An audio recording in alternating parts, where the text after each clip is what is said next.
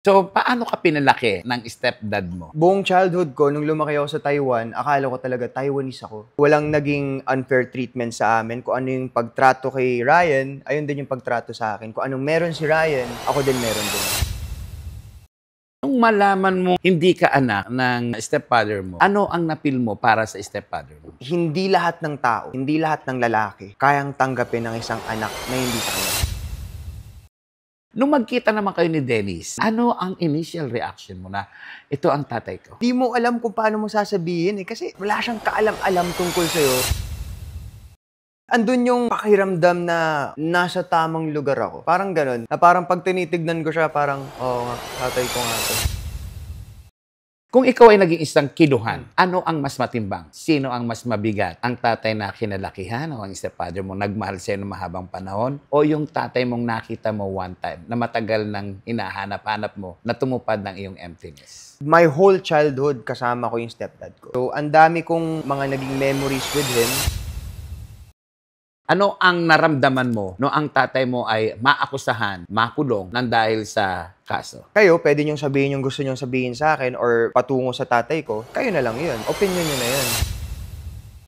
Tawagin akong anak ng kidnapper. Narinig ko na ilang beses na. Kung kaya mong mabuhay sa tundo, kaya mo ring mabuhay saan man sa mundo. Morley Alinio. Ito ang Tundo.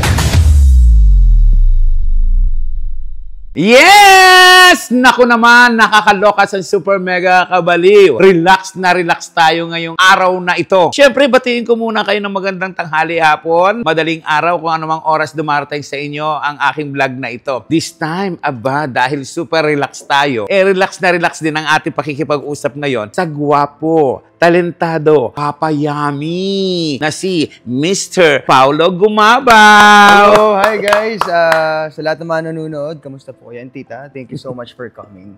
Kumusta ka na? Okay naman, I'm good. Trying to do good as much as possible. Ano na yung mga ginagawa mo ngayon? Ngayon, kakatapos ko lang sa Batang Quiapo. Pinatay na ako doon ni Rigor. Sa teleserye, waiting pa. Siyempre, alam naman natin sa showbiz. Diba? Waiting game talaga eh. Dalawa akong pelikula na papalabas na this coming 2025. Na-shoot na namin netong 2024. First one is Spring in Prague, directed by Lester Di Maranan, produced by Borracho Productions. Yung isa naman is Isla Babuyan. Doon sa Batang Quiapo, ano ba ang naging role mo doon at paano natapos ang kwento mo? Naging role ko, ako yung naging kontrabida kay Santino, kapatid ni Direk Coco. Pumasok siya sa isang boxing gym, naging janitor siya doon. Ako, I played as Lawrence, ang anak ng may-ari ng gym na maangas, na lagi na lang siyang pinapahirapan sa buhay niya. Ewan ko nga kung bakit galit na galit si Lawrence kay Santino. Nabigyan ka ng role doon na kontrabida. Okay lang sa'yo ito. Ako naman, work is work and na-enjoy ko talaga yung ginagampanan yung iba't ibang klaseng characters. Kasi ako, simula nung bata ako, tita, hilig na hilig ko talaga manood ng pelikula. So, every time na may napapanood akong pelikula, nagustuhan ko yung artista, ginagaya ko talaga. Ano to, humaharap ka rin sa salamin? Gumagaya ka ng mga artista? Paano? Umaharap sa salamin, kakausapin ko si mami, tapos binibitaw kong linya yung mga napapanood ko. One of my first favorite films is Forrest Gump. And meron siyang specific line doon, na rinding-rindi na sa akin sila mami. Kasi paulit-ulit kong sinasabi, ano ito? Life is like a box of chocolates. You never know what you're gonna get. Naging ano siya sa akin, habit na pag may napapanood akong pelikula, tumatakbo talaga sa isip ko yung paano yung naging atake ng artista, paano yung naging process niya sa pagbuo ng character na yun. So, syempre ako din bilang artista, ayun din yung gusto kong maibigay or maipakita sa trabaho ko, di ba? Pag mabigyan ako ng, sabihin natin, na kontrabida, or bigyan ako ng isang role na Becky ako, bigyan ako ng role na mabait ako, gusto ko as much as possible na i-explore ko lahat ng tipo ng roles. Nung ginagawa mo yan, maarte-arte ka sa salamin, alam mo na bang may dugong artista ka? Hindi ko alam dati. Nalaman ko lang na hindi ko tatay yung stepfather ko. 14 years old na ako eh. Nalaman ko lang na tatay ko si Dennis Roldan nung 14 ako and I only met them when I was 15. So, buong childhood ko, nung lumaki ako sa Taiwan, akala ko talaga Taiwanese ako. Kasi yung stepdad ko was Taiwanese. Kasi meron akong kapatid na isa pa. Kay mommy mommy from my stepdad, si Ryan. Si Ryan. Anak ng stepdad ko sa mom ko. Ito naman, ang layo na itsura sa akin. Singkit to na mukhang Buddha. Kung lagi ako napapaisip nun, sabi ko, magkamukha ng tatay ko tsaka kapatid ko. So pupunta ako sa salamin, titingin ako. Titignan ko sarili ko. Sabi ko, ba't ganun? Tapos gaganyanin ko yung mata ko. Sabi ko, hindi talaga eh. Ba't wala ako kahit onting singkit? Wala. Pero hindi ko naman siya masyadong dinibdib. Big deal. Hindi naman big parang deal. sabi ko, okay ba? Kamukha ko lang si mami. Yung kapatid ko yung sa kamukha si papa. Sabi ko, okay, sige. Hanggang sa mga 13 years old na ako, lumipat ako sa Bicol. From Taiwan, nung nagpinas ako, pinag-aral muna ako sa Bicol kasi doon nakatira yung lolo and lola ko. Mom's side. Gusto muna nilang ma-familiarize muna ako sa kultura kasi hindi rin ako sanay pa sa Pilipinas. No? Pero bumabalik-balik kami every once in a while for vacations. Yun pala, doon pala sa probinsya namin, ang daming nakakaalam. So habang naglalakad ako, minsan mapapansin ko may mga nag-uusap-usap. Mga marites na nagchichismisan. Mga naririnig ako pero hindi ko masyadong sineseryoso. Wala lang yan. Hanggang sa naging varsity ako doon, naglalaro ako ng basketball. Chinichismis ka pa rin. Pag ako yung tumitira, yung commentator, Dennis Roldan for 3. Ako parang sabi ko, Dennis Roldan? Sino yun? Okay, sabi ko baka may kamukha lang ako na NBA player. Baka may kamukha lang ako na PBA player, sabi ko. So, hindi ko masyadong sineryoso. Hanggang sa may nagsabi sa akin, may nadulas. Ex-girlfriend ko nung time na yun. Alam niya pala. Marites din pala siya. Marites din pala. Sinabi niya sa akin. Sabi ko, talaga? So, diretso kami sa computer shop. Di pa uso yung data sa cellphone. Sinerch ko yung Dennis Roldan. Tignan ko yung mga litrato niya. Sabi ko, ba't ganun? Ba't kamukha ko tong taong to? Pero tahimik lang ako. Hindi ko pa kinakausap sila mami na. Hanggang sa nung 14 years old na ako, fast forward to a year after, narinig ko naman yung mami ko at saka tita kong nagchichismisan. Balak nila sa akin doon. Nung nasa Manila na ako nung 14 ako. I was playing basketball for Arellano University. Tapos, nag-aral ka sa Arellano? Nag-aral ako and played basketball for them. Biglang napag-usapan nga nila mami na gusto nila akong ilipat ng school. Gusto nila akong ilipat sa Lasal para better environment daw. So sabi ng tita ko, hala, ililipat mo siya sa Lasal? Di ba doon nag-aaral yung kapatid niyang si Michelle Gumabaw? Yun na. Ayaw na. Pumasok to ako sa kwarto. Sabi ko, what are you guys talking about? Sabi ni mami yan, gano'n ka nakatagal dyan sa labas? Madami na ako narinig. Tinignan ko si mami. Sabi ko, gusto ka ba sabihin sa akin? Sabihin niyo na. Para, di ba? Kasi kinuusap ako ni mami. Sabi niya, okay, Pau-Pau. Kasi Pau-Pau tawag sa akin ni mami. Don't get mad ha. Papa's not your real father. Your real father is an actor named Dennis Roldan. Ano reaction mo? Nagulat, syempre, kasi nanggagaling na mismo sa bibig ng mom ko na, ayun nga, hindi na siya basta-bastang chismis lang eh. So may confirmation na ako. Tapos medyo lang ako. Wala akong reaction masyado. Parang, okay. Tapos sabi ni mami, galit ka ba? Naman ako magagalit. Kahit hindi ako anak ni Papa, tinuring niya akong parang sarili niyang anak. Ano ka ba itinuring? Syempre, disiplina. Bukod sa disiplina, andyan yung pagmamahal. Never ko naramdaman yung differences namin ng isang kapatid ko na anak niya ng tunay. Walang naging unfair treatment sa amin. Kung ano yung pagtrato kay Ryan, ayun din yung pagtrato sa akin. Kung anong meron si Ryan, ako din meron din. So, paano ka pinalaki ng stepdad mo? Very kasi si Papa eh. Since Taiwanese, diba? Chinese. Very strict. Sa kanya ko natutunan yung lagi akong punctual. Kunwari, bigyan mo ako ng call time, hindi ako darating doon ng late. Gusto ko at least 15 minutes early or 30 minutes early kasi ayun yung tinuro sa akin. Siyempre, kindness to other people. Nung time kasi na yun, sa Taiwan, I was being bullied kasi nag-aral ako sa traditional school. So, ako lang yung kakaiba yung itsura. Ako lang yung ganito. There were times na nabubully ako, nagsusumbong ako kay Papa, tapos kakausapin niya lang ako, sasabihin niya sa akin, ipapaalala niya sa akin, hindi porket binubully ka, kailangan mong gumante. Hindi ko rin naman sinasabing magsumbong ka sa teacher mo. Kasi, syempre, pag nagsumbong ka sa teacher mo, mas lalo kang ibubully ng mga bullies, sumbongero ka. So, I mostly just kept to myself. Nung nasa Taiwan ako, ang playmate ko lang lagi nun yung kapatid ko. Anong pambubully ang ginawa sa? Ito, nakwento ko na to before sa mga ibang interviews. May isang instance na nangyari. Kasi ako, nung bata ako, may ADHD ako. Pero, nung lumaki, medyo nawala naman. Pero nung bata ako, grabe ako. Grabe yung kulit ko, tita. Pero, syempre, I was in the 3rd grade. Diba? We were in the classroom. Binabato ko yung kaklase ko ng papel. Harmless play. Biglang napikon sa akin yun. Prior to this naman, marami na siyang mga hirit sa akin na iba eh. So, ang ginawa niya sa akin this time, pinatayo niya ako sa harap ng lahat ng classmates ko. Doon ako sa harap sa may blackboard. Sinabi niya sa kanila, don't be friends with this kid because when he grows up, he will be trash. Ano reaction mo? Walk out ako. Umiyak ka? Rekta ako sa tita, sa banyo. Umiyak ka? Sinusuntok-suntok ko yung pader doon. Oo. Galit na galit ako. Hindi mo maintindihan kung bakit ba. Parang, oo naman, gets kung makulit ako, pero deserve ba ng isang 7-year-old marinig yung ganon? Binalikan mo ba yung teacher mo? Ngayong iyan ka na? Hindi, wala na.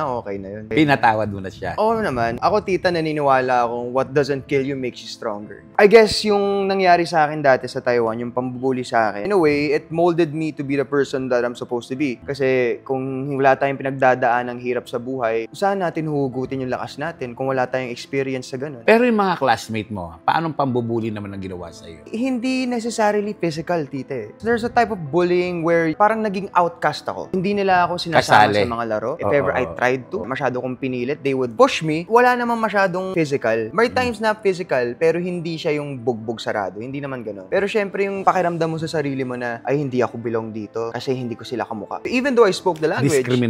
Discrimination, diba? So I felt like an outcast. And mostly buong elementary ko, ano lang ako, mag-isa lang ako naglalaro or kasama ko yung kapatid ko. Or nagbabasketball ako. Shooting lang ako lagi. Balikan natin, nung malaman mo hindi ka anak ng stepfather mo, ano ang napil mo para sa stepfather mo? Mas minahal ko si Papa. Kasi ang naisip ko, parang hindi lahat ng tao, hindi lahat ng lalaki, kayang tanggapin ng isang anak na hindi sa kanya. 'Di ba? So, tinanggap niya ako kasi mahal niya si Mami. And dahil mahal niya si Mami, minahal niya na rin ako like his own. Never akong sumama yung loob na bakit hindi niya sinabi sa akin. Wala namang dramang ganun. Mas lalong, naging okay yung bond ko kay Papa, yung relationship namin nung nalaman ko. Anong character ng papa mo, ng stepfather mo, na gusto mong maging ikaw? He's a responsible father, a responsible son, a responsible person in general. Hindi mabisyo si Papa. He does not drink, never siyang nalulong sa kahit anong klase ng bisyo. Straight as an arrow. Kumbaga, hindi siya napunta sa mga lugar na hindi dapat puntahan. Kumbaga, Almost perfect sa pananaw mo. hindi naman. I mean, lahat tayo meron tayong sarili-sarili natin na, 'di ba, may personality tayo. Pero in general naman, kumbaga, 'yun ang gusto kong makuha sa kanya. Yung pagiging responsableng tao. Yung having the courage or having the knowledge to say no to certain things. Nung malaman mo na hindi mo siya ang real dad mo, ng tunay mong tatay, at syempre alam na rin niya, nung magtagpo kayo, nung alam mo na ang kwento, ano ang reaction, ano ang sitwasyon? Hindi na namin masyadong pinag-usapan Kasi nung time na nalaman na ni Papa, ibang sitwasyon yung nalaman ko at saka ibang sitwasyon yung kinita ko na yung totoong tatay ko. So, nung time na kinita ko na yung totoong tatay ko, yung biological father ko, kinausap ko talaga si Papa noon. Sabi ko sa kanya, Papa, I don't want you to feel bad. Don't worry, you're still my dad. Yung salita mong yan, gusto kong maramdaman in a Chinese language. Paano mo sinabi sa salitang inchik, yung salita na yun sa akin? Nung time na yun, I said it to him in English, pero I can say it in Chinese if you want. Okay. Papa, 不要担心啦，你还是我的爸爸。Papa, 不要担心 is don't worry, 你还是 you're still 我的 my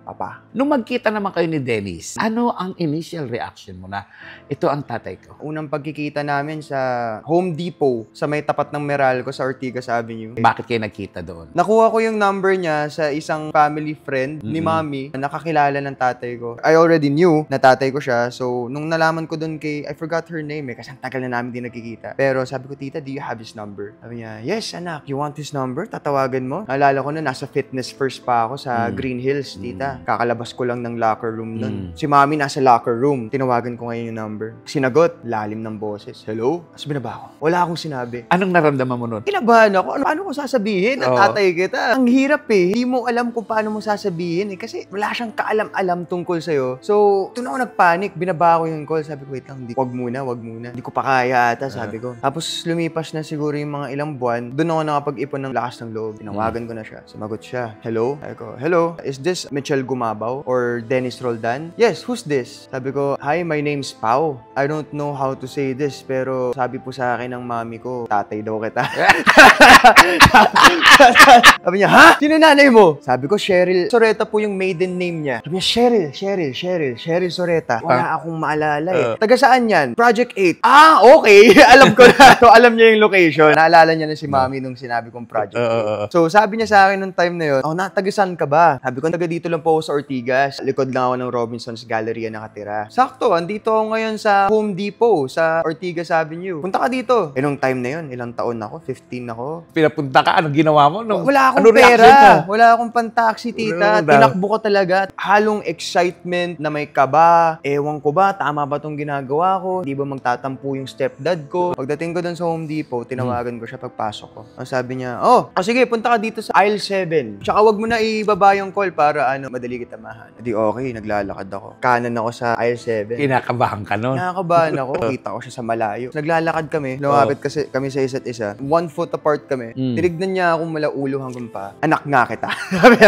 Ano na feel mo nung sabihin, anak nga kita? Nagulat ako kasi ang ina-expect ko, baka padalin pa ako neto sa hospital. Papa-DNA pa ata ako neto. Ayun yung tumatakbo sa isip ko Kasi syempre, wala naman siyang kasiguraduhan kung anak niya talaga ako. At wala ka rin kasiguruhan kung tatay mo talaga siya. Pero nung nagkita na kami. Ano nga feeling ng isang anak na nakita yung for the first time yung kanyang tatay? May lukso ng dugo? Masaya, oo naman. Andun yung pakiramdam na nasa tamang lugar ako. Parang ganun. Na parang pag tinitignan ko siya, parang, oo nga, tatay ko nga to. Ganun. Paano yung naglapat yung kamay ninyo, nag-hug kayo? Nung time kasi na yun, tita, hindi ako madramang tao talaga. Kumbaga, nung time na yun, ang nasa isip ko lang is, gusto kong i-enjoy yung time with him. Gusto ko siyang makilala pa ng mas malalim. Gusto kong makilala niya rin ako. Ayun na yung nasa isip ko nung time na yun. After nun, dinala niya agad ako sa... Kasi pastor na siya eh. Nung araw pala na yun, meron siyang service. Magpe-preach pala siya sa Lancaster Hotel. So, dinala niya ako dun sa Lancaster Hotel. Sinama niya ako. Nakaupo lang ako dun. Kasama ko yung crowd. Preach siya. Tapos nung umabot na sa dulo, yung nung service, sabi niya, meron akong kwento sa inyong lahat. Today, a boy called me. His name is Pao. Nagkita kami kanina lang. First time namin magkita. And I just found out that I have another son. Grabe yung mga palakpakan yung mga tao. Dami din umiyak. Nung time na yun, pinakit niya pa ako sa stage. Tapos naiyak ako sa mga... Naluha. Luha I was na? touch. Syempre na parang, ganito pala pakiramdam. Kahit first day pa lang, naging proud agad siya sa akin. Para sa akin, sobrang para akong nabunutan ng tinik. Kasi ang iniisip ko nung sabi ko, itatago niya ba ako? Magiging pabigat ba ako? Iisipin niya ba na kaya ako lumapit is because to ask for financial help, ganyan. Pero thankfully, never siyang nagkaroon ng prejudgment sa akin. He welcomed me with open arms. And so did his family. His wife, si Tita Loli, mom nila Marco, they all welcomed me with open arms talaga. Unang pagkikita naming lahat, they were all very sweet. Sobrang sweet agad nila sa akin. Talagang tinrato nila akong parte ng pamilya na hindi ka anak sa labas. Kapatid ka namin. Kapag sinasabing anak sa labas, dahil marami kayong magkakapatid, ano ang reaction? Pag sinabi na ibang tao sa akin na anak ako sa labas, okay. Salamat sa opinion. Tanungin lang kita, Pao. Siyempre, bago ka umalis ng Taiwan, nagpaalam ka sa tatay mo, sa stepfather mo. Nung magpaalam ka sa kanya, paano niya tinanggap na dito ka natitira? Well, nung time na yun kasi, tita, hindi talaga ako nagbibilong doon. Kumbaga, kahit doon ako lumaki, nararamdaman ko pa rin yung pagiging Pinoy ko. Kasi sa Taiwan, very ang tao eh. Uptight. Mababait ang mga Taiwanese ha. Don't get me wrong. Maraming mababait na Taiwanese. Pero kumbaga, iba yung kultura nating mga Pinoy compared sa kanila eh. Tayong mga Pinoy, very tayo. Family-oriented. We're very clingy towards each other. Kahit hindi natin, basta kaibigan lang natin. Very clingy tayo. I don't know. Parang nung time na yun, may nararamdaman ako na parang may kulang. Sabi ko, hindi ako nakakapag-create ng maayos na connections with the people around me. Never ako nagkaroon ng maayos na parang talagang kaibigan ko na ganun talaga. Never ako nagkaroon ng ganun sa Taiwan. So parang sinabi ko kay Papa, I want to study in the Philippines. Try for a few years. Kung hindi mag-work, balik ako sa Taiwan. Mag-high school ulit ako sa Taiwan. E nung paglipat ko dito sa Pilipinas, aral ako sa Virac, Catanduanes, probinsya namin. Biglang dami kong naging kaibigan. Tapos na-realize ko na extrovert pala ako. Akala ko dati, for the longest time, introvert ako. Yun pala, hindi ako introvert. Nasa maling circle lang ako. Akala mo dati mahiyain ka? Mahiyain yung ako. Pala, quiet ako. Tapos dumating na ako sa Pinas, doon lumabas yung tunay na ako na yung kulit ko, yung daldal ko, doon na lumabas lahat. Kumbaga, natuto na akong i-express yung sarili ko ng mas buo. napunan ba yung emptiness? Sobra. Ano ang emptiness sa'yo noon, mga panahon na yun? Nung time na yun, emptiness for me was I didn't know what I wanted to do. Sa isang Taiwanese family, importante ang education talaga. To the point where kahit grade 6 pa lang ako, ng grade 5, medyo pinipressure ako ng grandparents ko na you have to think of a career. Kailangan alam mo kung anong career ang papasukin mo para mapag-aralan mo yan pagdating mo sa college at makuha mo yung trabaho na gusto mo. Eh ako nung time na yun, nasa isip ko, artista eh. So kung gumawa ng pelikula, sabi ko, paano ko naman magagawa yun dito? Parang napakalayo namang abutin. Saan ako mag-uumpisa? So sabi ko parang baka if I move to the Philippines, mas may chance na magawa ko yun. Aral muna ako. Nag-basketball din ako for Lasal. Ang nangyari, ending, tumigil din ako sa school. Kasi doon ako karoon ng opportunity na pumasok sa showbiz. Kung ikaw ay naging isang kiluhan, ano ang mas matimbang? Sino ang mas mabigat? Ang tatay na kinalakihan o ang stepfather mo nagmahal sa'yo ng mahabang panahon? O yung tatay mong nakita mo one time na matagal nang hinahanap-hanap mo na tumupad ng iyong emptiness? Parang sa akin, magkaibang measuring system. Parang iba yan eh. Kasi syempre, my whole childhood kasama ko yung stepdad ko. So, ang dami kong mga naging memories with him. Ang dami naming napuntahan, ang dami naming nagawa, ang dami naming tawa, ang dami niya ring palo sa akin. Ang dami namin nagawa. Pero dito naman kay Papa Dennis is, ang nararamdaman ko is kulang yung pagsasama namin. Kasi nakulong siya eh. Nung time na nakilala ko siya, wala pang 1 year, nakulong agad siya. So parang, ayun ako eh, frustrated ako in a way na sana makalabas pa para makapag-create din ng mga ibang memories, diba? Magkaiba yung ano ko sa kanila, love. Balikan natin, 1 year after after ng 1 year na magkakilala kayo ni Dennis Roldan, ay nasangkot siya sa isang issue. Ano nga ba yung issue na nasangkutan ng tatay mo? Well, ayon sa kanila, sa kaso, it was kidnap for ransom. We know it wasn't. We all talked about it. I don't think it's details here, pero alam namin hindi totoo. Ano ang reaction mo bilang anak? Ano ang naramdaman mo no ang tatay mo ay maakusahan, makulong nang dahil sa kaso? Siyempre malungkot. Kasi kaya ko nga siya kinontak is because gusto ko siyang makilala. Nung nakulong siya, edi ano ba yan? Parang kung kailan nagkita na kami, kung kailan pwede nang mangyari yung mga naiisip ko dati. Parang yung mga out of towns, yung mga gala-gala. Kung kailan pwede na, biglang hindi pa rin pala talaga pwede. Ano ginawa mo nung pumutok na yung issue? Nung makulong na si Dennis? Nung dali na siya sa city jail? Asaan ka at anong ginagawa mo? Anong reaction mo doon sa nangyari sa tatay mo? Well, nung time na yun, ang tumawag na lang sa akin yung mga ate ko, sila Ate Michelle, tsaka sila Marco. Sinabihan nila ako na ito yung nangyayari. So, ang pinagplanuhan na lang namin nun is kung kailan kami bibisita. So, bumisita agad kami. Wala pa ata siyang 1 week na nakakulong or wala pang 2 weeks. Bumisita agad kami. Buong pamilya, lahat ng mga magkakapatid, bumisita kami. Bilang isang anak, nung mga panahong dinudurog na ang tatay mo, lahat, dyaryo, TV, social media, binabanata na ang tatay mo doon sa kaso. Bilang isang anak, anong naging pakiramdam mo? Andyan yung...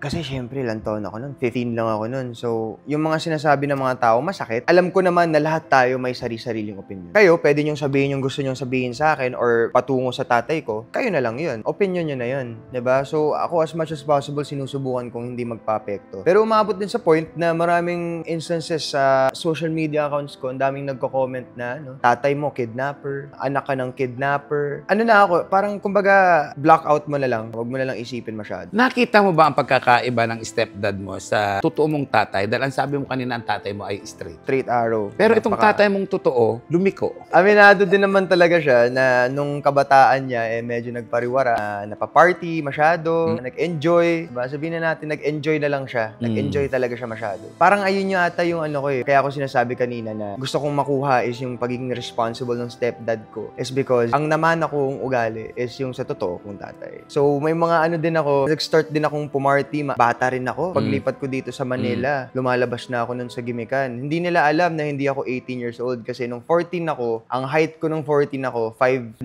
na ako nun. So hindi nila nahalata na minor de edad okay ako na. So ano yung mga ugaling nakuha mo kay Dennis Roldan? Siguro yung passion for acting, passion for movies, siguro yung pagiging adventurer. Kasi maano ako mahilig akong mag-explore eh. Kumbaga, kung sasabihin mo sa akin, may isang daan na dire-diretso lang yung kalsada. Tsaka kung may isa pang daan sasabihin mo sa akin, yung kalsadang iba naman, parang bitukang manok. Parang feeling ko mas dadaan ako sa bitukang manok. Ewan ko, parang gusto ko ng thrill. Hindi ka ba natatakot na bakit pag gusto mo ng thrill? Kagaya ng tatay mo, nagtititrill na ganun. Oo naman, pero ano naman siya, controlled. Ang ibig ko naman sabihin is like, wala namang masamang lumabas every once in a while. Wala namang masamang minsan, napapabarkada ka, diba? Shumashot kayo onte. As long as wala kayong ginagawang masama at wala kayong inaapakan tao. Ayun naman laging rule ko sa sarili ko, tita eh. Ako, lagi kong sinasabi sa sarili ko, okay, sige, gawin mo yung gusto mo, basta siguraduhin mo na wala kang sinasaktan tao, wala kang inaapakan na tao. So, you're good. Yun lang yung ano talaga, pinaka-moral compass ko. Basta wala akong sinasaktan tao. Pero bukod sa ransom, yung kaso ng tatay mo na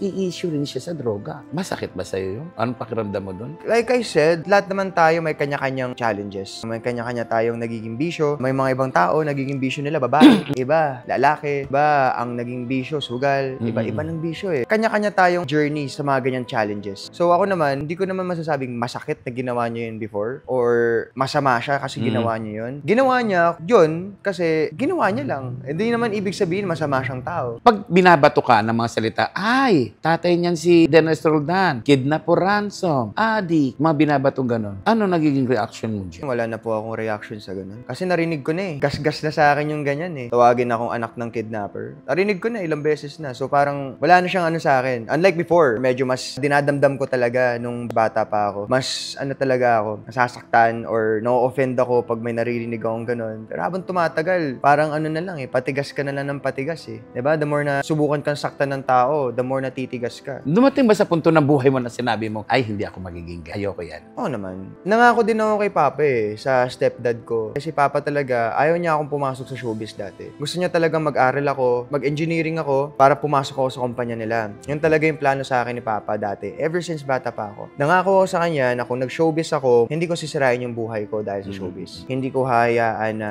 kumbaga, mapagdaanan ko yung pinagdaanan na ibang tao. Diba? Yung mga masasamang napagdaanan na ibang artista, sabi ko, hindi ko hayaan mangyari sa akin. Tulad ng droga. Tulad ng droga, tulad ng lumalaki yung ulo, pakikipag-away. Alam mo yung kung ano-anong pinapasok na, kumbaga, mga scamming. Kasi marami tayong mga ganyan eh. May mga tao na rin na nasa showbiz na, diba, nang scam, using their name, ginagamit nila, ginagawa nilang advantage yung pagiging artista nila para mga pag-scam ng tao. So, ayun lang naman ang sa akin. Nangako ako sa kanya na mag-artista ako. Yes, there will be temptation. Yes, environment will be full of temptations. Pero sabi ko, I promise, I'll keep my head straight and focus on the goal. Ayun naman yung pinramis ko kay Papa. Buti hindi ka nasasangkot sa mga issue ngayon na makagaya nangyayari sa mga artistang na-scam, nakakulong dahil may tinakbuhan, may in-endorse na hindi naman pala totoo. Buti wala bang dumating sa punto ng buhay mo na meron ding nang-i-endorse mo yung ganito. Actually, meron na before, tita. Marami ng beses. Pero, tinry na rin ako ipasok dati sa networking na magaganito ko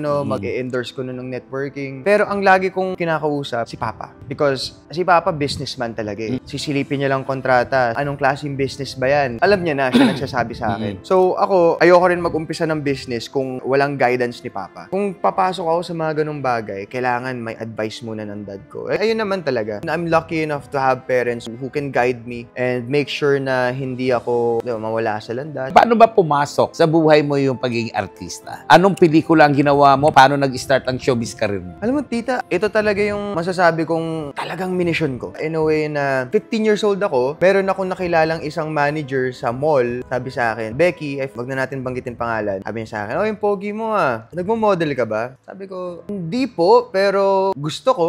Sige, kunin ko number mo, ganito, ganyan, para I'll contact you if we need talents. Kinontact niya naman ako, binigay ko sa kanya yung number ko. May mga BTRs akong pinuntahan. May mga nabigay din naman siya sa akin. Nabigay niya sa akin yung pinakaunang acting experience ko, which was sobrang indie film talaga. The title of the film is Firefighters. Ang bida doon si Jeric Raval. Kumbaga, comeback film ni Jeric Raval yung pelikula na yun. Tapos after nun, lumipat na ako ng manager. Punta ako kay Manny Valera. Doon naman ako na-introduce sa teleserye. Nagpaalam ka ba kay Dennis nung mag-artista ka? No, nagsabi ako sa kanya. Sabi ko na papasok ako sa showbiz. Sabi niya, yan. Ayos yan. Bagay yan sa'yo. Tsaka nasa dugo mo talaga yan. So, go ahead. Nasa kulungan na siya noon. Nasa kulungan na siya. Ilang beses kang dumalaw sa kulungan? Maraming beses. Kasi ilang years na siyang nakakulong eh. Mag 8 years na ata. So, sa 8 years na yun, as much as possible, pag birthday niya, or pag magka-Christmas. Doon ka nagki-Christmas? Oo. Kayo? Sa Paano plano sinicelebrate ang Christmas doon sa loob ng Hindi naman sobrang laking celebration. Masaya na kasi kami doon. Pag pupunta kami doon, kumakain. Magdadala na lang kami ng pagkain. Hilig ni Papa. Basta alam na namin yung mga paborito niya. Gusto niya may M&M's. Gusto niya may steak. So, yun yung mga dinadala namin sa kanya. Yung mga paborito niyang pagkain, paborito niyang kainin. Kumusta na siya doon? Okay naman siya. Staying positive, still spreading the word of God, still preaching inside. Kaya nga sinasabi niya nga sa amin feeling niya kaya hindi pa daw siya pinapalabas ni Lord is because may mission pa ata siya sa loob. Kasi habang nasa loob siya, preach siya sa mga inmates. Diba? So, ang sa akin, if you look at it that way, importante rin talaga kasi ang kulungan, hindi naman talaga dapat pahirapan lang yung tao. Dapat ma-rehabilitate mo yung tao dyan Para paglabas nila, may bago na silang pananaw sa buhay. Kaya syempre, ma-spread din nila yung word of God. So, ayun yung na lang niya, staying positive as much as possible. Ini-spread niya lang talaga yung Bible. Ano pangarap mo sa tatay mo? Ang dream ko para kay Papa is makalabas siya and ma-enjoy niya yung pagiging tatay at lolo niya. Kasi ikaw nakakuha ng itsura niya, no? Yun yung sabi naman yung ilong, yung itsura ng mukha, yung katawan. Sabi nga daw po nila, carbon copy daw. Ilan ba kayo magkakapatid? Isa-isahin nga natin para sa kapakanan ng ating mga viewers and listeners. 8 kami lahat. 4 na lalaki, 4 na babae. Sa lalaki, pinakapanganay namin is si Kuya Brian. Si Brian ay anak ni Papa sa naging girlfriend niya dati nung 16 years old siya. So, first na anak ng tatay ko, 16 years old siya. Ito yung papa mo tinutukoy dito, yung Chinese. Ay, hindi po. Yung si Dennis. Si Papa Dennis. Ang gulo, di ba? Diba? Ang hirap yan. Dalawa tatay. Ano tawag mo sa stepfather mo? Papa? Papa. Kay Dennis? Papa.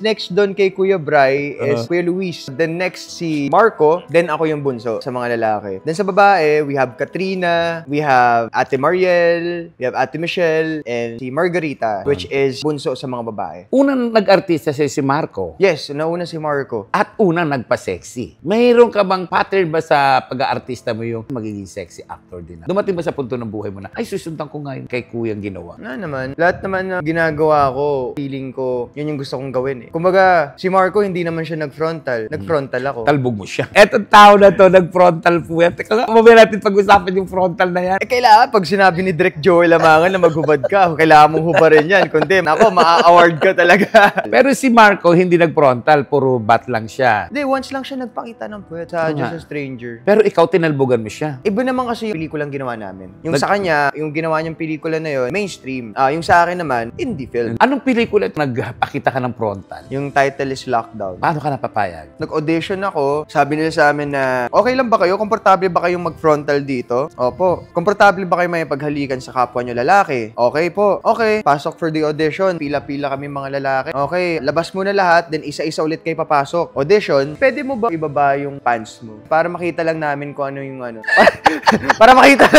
Kasi syempre, mahirap na daw ata pag biglang nasa set na. Biglang, saan? Sabi ko, okay, sige. Total, gagawin ko naman sa pelikula. Gawin ko na dito sa audition. Pinaba ko yung pantalon ko. Lahat, nakaupo sila. Ilan yung mga nakatingin sa'yo na ganun? Yung cameraman, tapos kasama yung producer, line producer, at saka si Direk Joel. Ako na yung kinuha nila sa pelikula, which is very thankful din ako sa pelikula na yun kasi ayun yung big break ko talaga. Nung nakuha ko yung pelikula na yun, tita, 7 years na ako sa showbiz. Kumbaga, buong 7 years ko sa showbiz, never ako nagkaroon ng ganun kalaking role. So after 7 years, after ng lahat ng pinag-aralan ko, after ng lahat ng na-experience ko, sabi ko, ito na yung panahon na ibuga lahat. Kasi dati wala akong outlet. Kumbaga, hindi ko mailabas yung mga natututunan ko or hindi ko maaral na maayos kasi kulang ako sa taping. Wala masyadong kumukuha sa akin sa malalaking role. Kung may role man ako, ilang lines. Though, very thankful ako sa lahat na naging work experience ko before. Kasi lahat yan, may aral yan eh. Itong pelikulang Lockdown na to, doon kumbaga lahat ng mga natutunan ko sa 7 years, lahat ng mga iniisip ko, ini-imagine kong gagawin ko, sabi ko, ito dito magagawa ko. At dahil sinabi mong nag-frontal ka, tapos sinabi mong ibubuga ko lahat.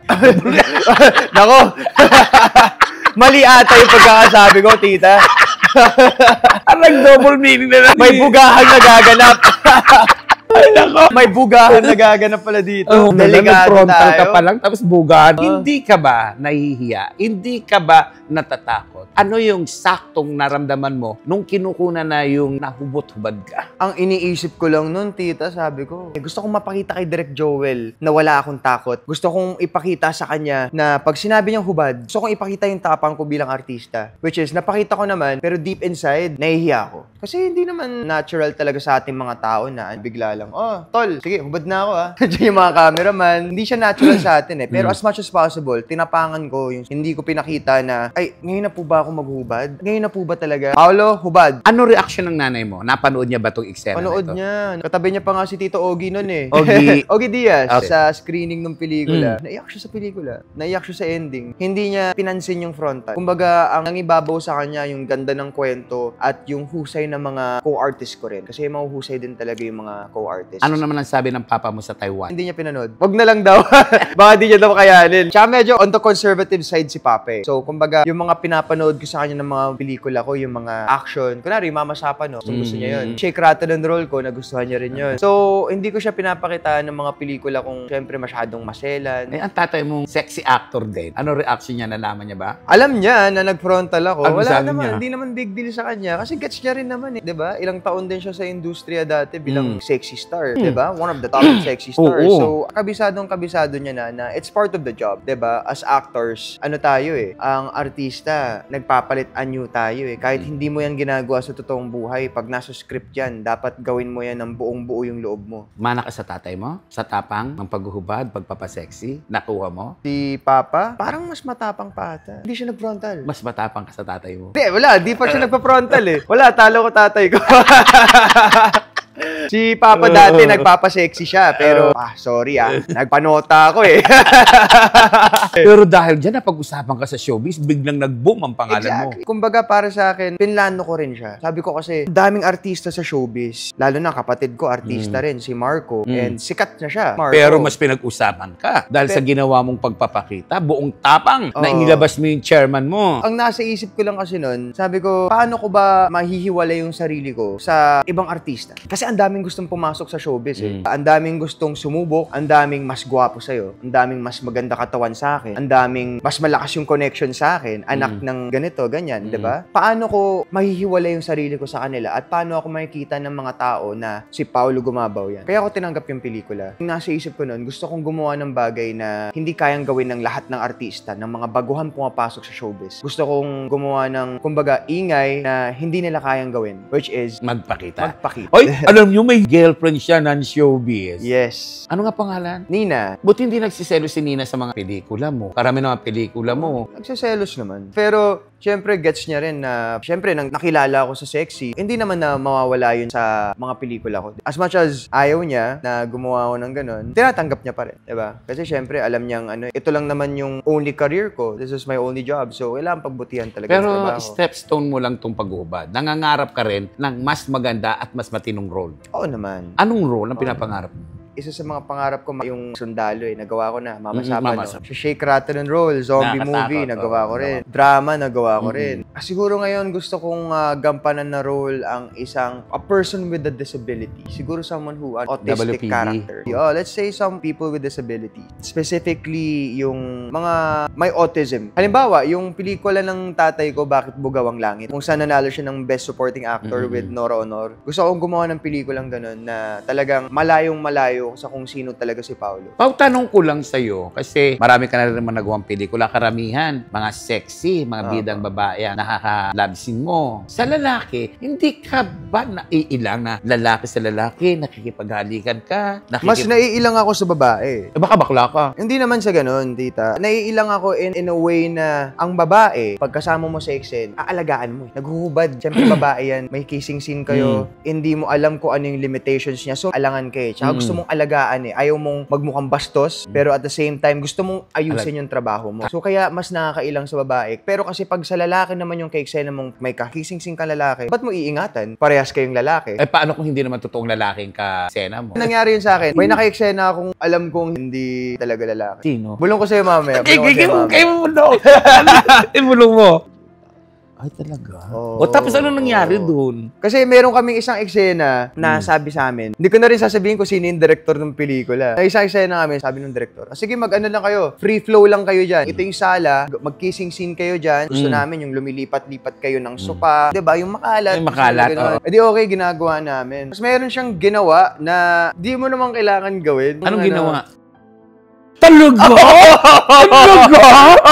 Ginawa yun? Oo. Ginawa niya yun. So sabi ko, wait lang, bakit kasama yun? Eh, hindi naman na kailangan yung ganun. After nun, sabi ko, sige, bahala ka. Pinayagan mo siyang Kasi ayoko naman i-cut yung eksena. Lalo na yung director na yun. Ang pinaka number one rule ng mga director, you never cut the scene. Okay. Only the director says cut. Pag ikaw as an artist, wala kang karapatan mag-cut. So hanggat wala kang naririnig na cut, acting ka ng acting, arte ka ng arte. Kasi pag nahalata ng director na ay, nag-break character siya, yari ka si director. Okay, tapos? So, tinuloy. Pero mabilis lang naman, hindi siya yung matagal. Kumbaga, dinaanan niya lang. Anong pakiramdam mo nung hinahalikan ka na? Ang iniisip ko nun, galingan ko na, ilalabas ko na lahat, ilalabas ko na dila ako para isang take lang. Ganun, kasi pag nagpakita ka patita ng ilang, nakulangan yung director, edi take 2. In-enjoy mo na lang? Hindi naman sa in-enjoy, tinapos ko na lang. Ginalingan namin parehas para matapos na yung eksena. Mahirap kasi, pag take 2 ka, take 3 ka. Hindi nag-enjoy yung ka-eksena mo masyado.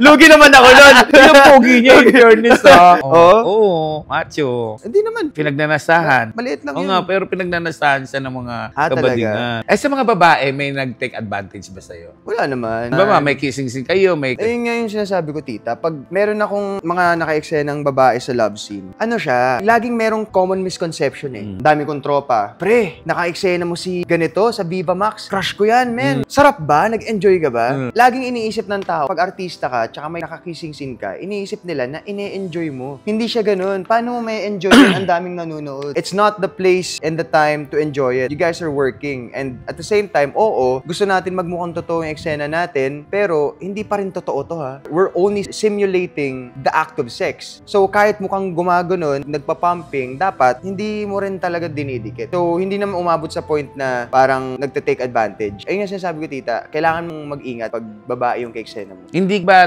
maano yung ano mo? Kasi siyempre, babae yan, lalaki ka. Hindi ka ba nag-iinit pag nagdadampi na yung mga katawan ninyo? Well, hindi na natin mapipigilan. Kasi siyempre, ikaw as an artista, gusto mong maging as authentic as possible yung eksena. Pero, hindi mo pwedeng sobrahan. Sabihin natin, nag-iinit katawan mo. Sabihin natin na kapitbahay mo, nagising. Hoy, kapitbahay!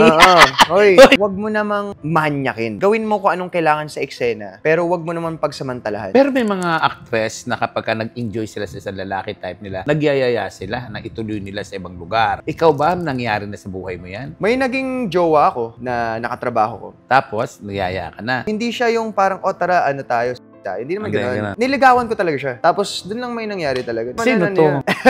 Bulong mo uli. Naging kayo ba no? Oo. Sabi niya sa akin, wag ko daw sasabihin sa mga tao na naging kami kasi siya daw, i-deny niya daw. Okay lang sa'yo yun, na i-deny ka? Okay lang. Hindi ko rin naman kasi pinagmamayabang din eh. Hindi ko naman siya pinagsisigawan na parang, hey guys, ex ko si ganito. I mean, pag napag-usapan, sino yung mga ex mo sa showbiz? Pag nagkwentuhan, okay, it's ganito, ganyan, ex ko, ganyan. Pero hindi naman para mag-brag na parang out of the blue sasabihin ko na ex ko si ganito. Pero minahal mo siya? Oo. Bakit kayo nagkahiwalay? Nagkaroon kami ng misunderstanding. Akala niya may kinakausap ako kahit hindi talaga. Nung time na yan, silosa siya. kahit sino naman nasa relationship, nagsaselos naman. Diba? Kahit ako, sa partner ko, nagsaselos din naman ako minsan. Pero, ang pinagkaiba lang is, kung magsaselos ka, dapat yung nasa lugar pa rin. Hindi yung magiging toxic ka. Okay Inamin lang. niyo ba yung relationship niyo? Hindi kami nag-post, never. Kasi syempre, bawal din sa trabaho nila. After Agency nitong nila. si Miss Letter A, sino pa ang sumunod? May naging ex ako na, Binibining Pilipinas. Sino to? Maganda yun. Nauna siya kay A. Si G muna. Bago kay A. Anong nangyaring hiwalayan? Mahirap na. Basta. May third party. Oo, meron. Sa'yo, ang third party Di sa ka. kanya. Pinagpalit ka niya? Masakit. Oo naman. Anong ginawa mo? Naglaon yun ako, tita. Naghiwalay kami. Naglaon yun ako mag-isa. Kumuha ako ng hotel doon mag-isa. Naglaon yun lang ako. Sabi ko, before pa naman kami maghiwalay, tagal na akong stress. Na-stress ka sa kanya? Stress na ako sa kanya. Ba't ka na-stress? Nararamdaman ko na at alam ko nang nilalaro na ako. Pero at the same time, hindi ko mapakawalan kasi ano din ako lover boy din ako Iba din ako magmahal pag minahal din talaga kita. Talagang mamahalin kita. Wow! After nun, naghiwalay kami. Naglaon yun ako. Nag-enjoy ako. Hindi ako umiyak. Nagwalwal ako, oo. Pero hindi ako yung wawa naman ako. Hindi ako nag-self-pity. Inisip ko na lang na ganun talaga. Wala tayong magagawa. It's out of my control. So, bakit ko pa ihahassle yung sarili ko para lang sa ganun? At doon mo nakilala si A. After nun, yes, si A nakilala ko. O, G-A. Ang sumunod doon? Hindi na siya artista. Hindi na Influencer. artista. Tapos wala nang artistang sumunod. Wala na. Huwag kang magagalit sa akin ha. Tanong lang ako. Kasi yung itsura mo, talagang pagnanasaan ng mga gay. Buti walang nangyari na pumatol ka sa gay, nakarelasyon ka ng gay sa buhay mo. Meron ba? Well, ang experience ko lang sa ganyan is yun nga, yung mga pelikula. Yung Pero mga yung- pelikulang nagawa ko. Pero sa personal life, Personal wala life? pa naman. Ang dami naming pinagtsikahan. Ang dami naming pinagkwentuhan. Ay, grabe talaga. Thank you for coming. Nako. Relax na relax kami. Talaga namang kwentuhan ng isang magkaibigan. Hindi man kami ganon kalalim na magkaibigan. Mararamdaman mo na totoong tao ang kausap mo. Ako po si Morley Alinio na nagsasabing kapag nabuhay ka sa tundo, Mabubuhay ka saan man panig ng mundo. yun na! Thank you, tita. Thank you. Kung kaya mong mabuhay sa tundo, kaya mo ring mabuhay saan man sa mundo. Morley Alinio. Ito ang Tundo.